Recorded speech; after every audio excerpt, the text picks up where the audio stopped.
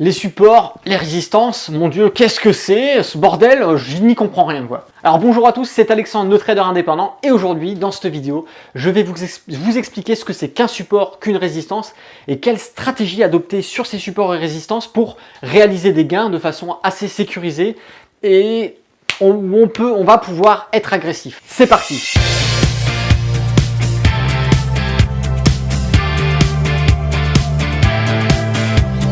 Qu'est-ce qu'un support, qu'est-ce qu'une résistance? Si vous êtes un petit peu documenté sur l'analyse technique, donc l'analyse des graphiques en bourse, vous avez sûrement déjà entendu parler du support et de la résistance.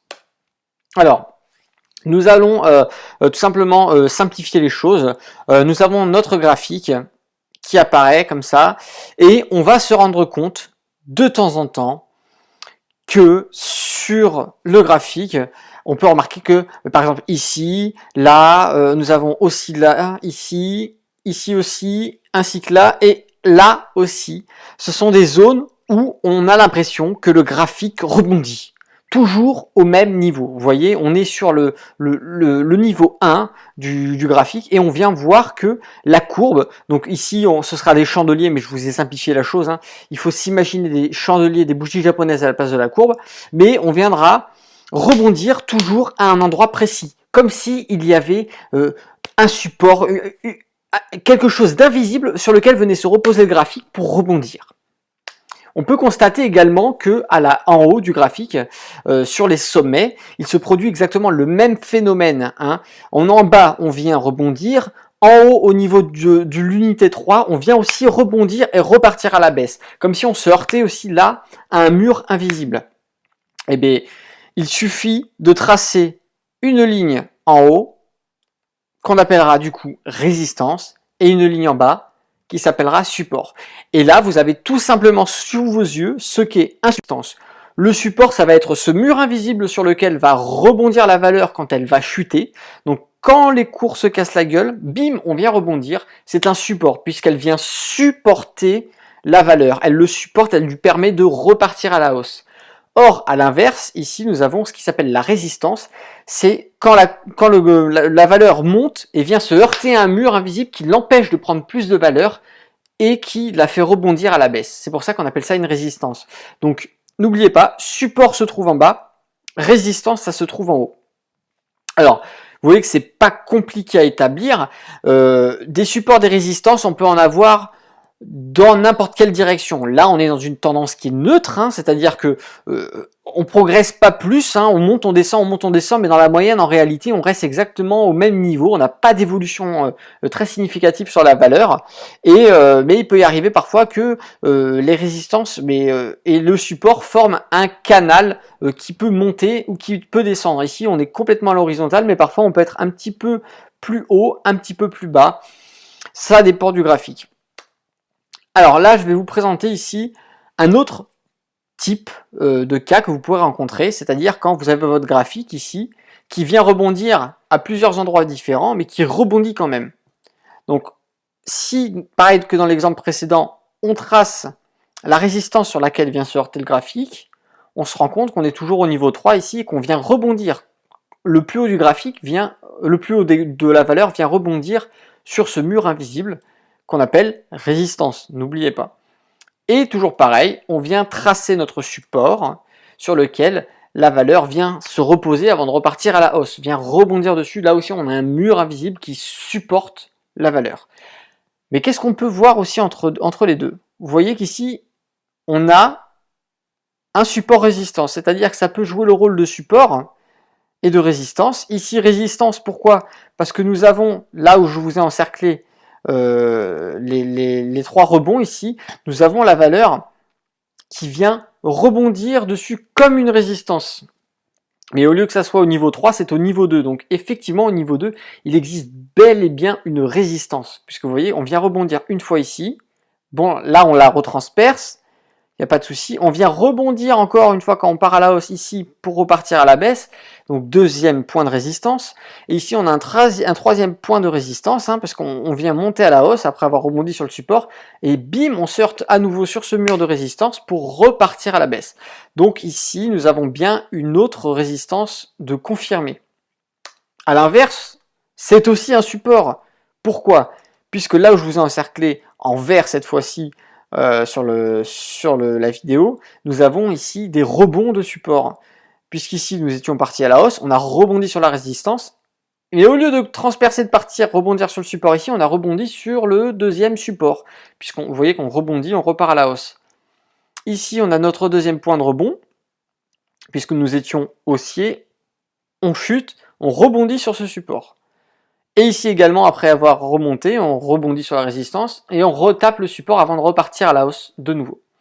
Donc vous voyez qu'ici, on a bel et bien une bonne résistance, un bon support, mais entre les deux, on a aussi un support-résistance. Ça dépend de quelle façon vous souhaitez l'interpréter. Ici, on peut l'interpréter comme un support ou, comme je vous ai montré tout à l'heure, comme une résistance.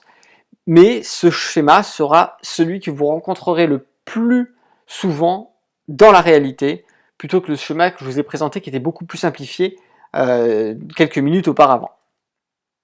Voilà, donc grosso modo, dans la réalité, on aura plus quelque chose comme ça.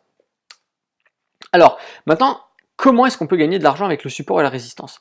C'est très simple, comme je vous ai dit, support-résistance, on a de grandes chances de venir rebondir dessus. Donc, nous avons de nouveau notre graphique, nous venons tracer notre résistance, notre support, mais on se rend compte qu'ici, vous voyez,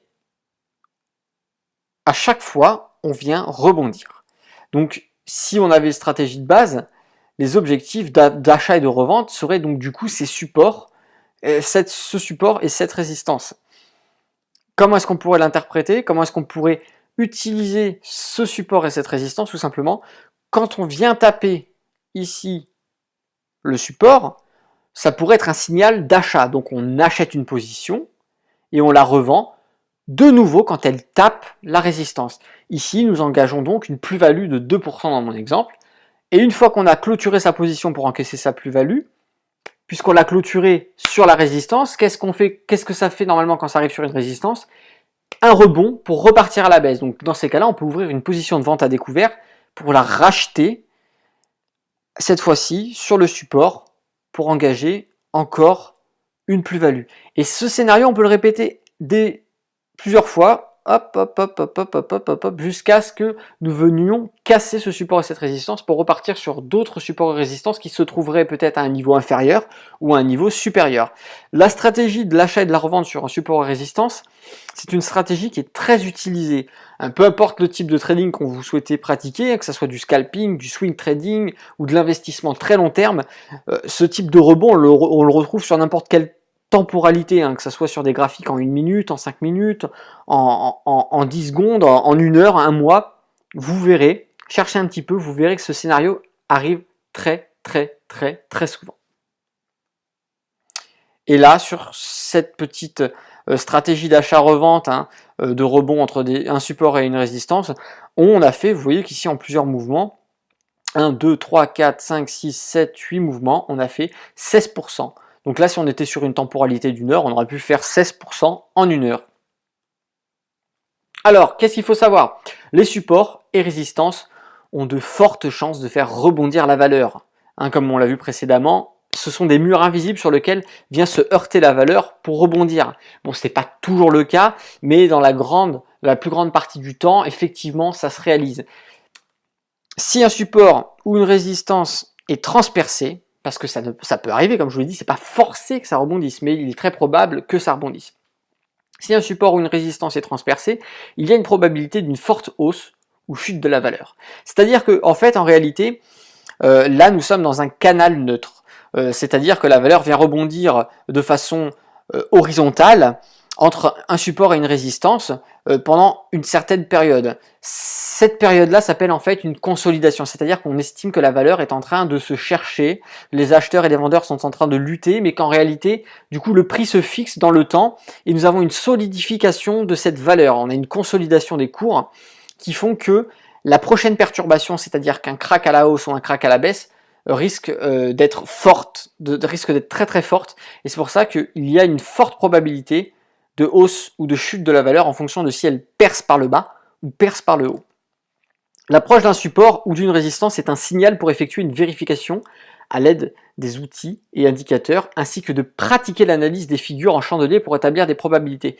C'est-à-dire que quand on s'approche d'un support ou d'une résistance, comme je vous l'ai dit, ça va peut-être rebondir, mais c'est pas parce qu'on est dessus que ça va forcément le faire. Mais il faut vérifier tout ça. On va utiliser le RSI, on va utiliser le stochastique, et on va même analyser les figures en chandelier. Est-ce que lorsque l'on est sur le support ici, s'il y a un avalement haussier qui apparaît, théoriquement, quand on est sur le support, on risque de rebondir. Alors si en plus on a un avalement haussier qui est un fort signal de tendance haussière, ben alors là c'est sûr et certain qu'on va repartir à la hausse à 90% des cas au niveau des probabilités. Donc on peut se permettre de faire un investissement agressif tout en sécurisant son trade avec des stop loss, des take profit. Si vous ne savez pas ce que c'est, on verra plus tard dans les vidéos ce que c'est et comment les utiliser. Mais voilà, ça nous permet de faire des gros gains et surtout de façon sécurisée, puisque on a l'historique au niveau de la répétition du graphique. On voit qu'il a l'habitude de faire ça entre un support et une résistance. On a une consolidation en cours.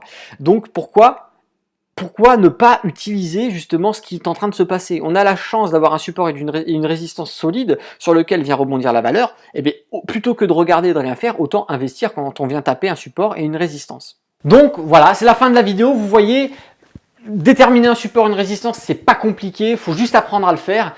Et tout simplement, allez vérifier sur les graphiques. Vous allez voir que ça permet justement de réaliser des gains, puisqu'on va avoir très souvent des rebonds sur des supports et sur ces fameuses résistances. Si vous souhaitez aller plus loin dans l'apprentissage de la bourse, je vous ai créé un petit guide de démarrage en bourse. C'est une formation que je vous offre et qui va vous permettre d'apprendre les bases nécessaires à connaître absolument avant de réaliser votre premier investissement en bourse. Puisque, bon voilà, vous le savez maintenant, je pense que si vous vous documentez, vous avez sûrement entendu parler de ce phénomène.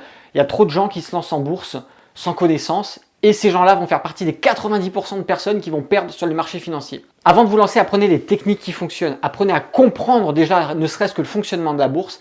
À partir de ce moment-là, on va pouvoir ensemble, bon, pas forcément main dans la main, mais je vais pouvoir vous guider jusqu'à la réalisation de votre premier investissement sur les marchés boursiers.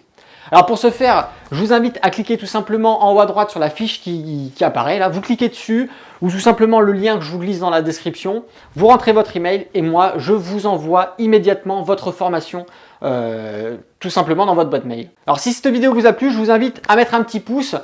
Abonnez-vous à la chaîne si ce n'est pas fait. Vous allez pouvoir être tenu au courant de toutes les prochaines sorties vidéo.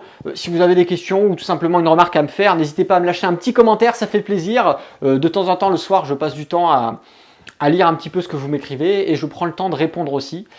Et puis, moi, écoutez, je vous laisse là, je vous dis à bientôt et d'ici là, tradez bien sur les marchés financiers. Ciao!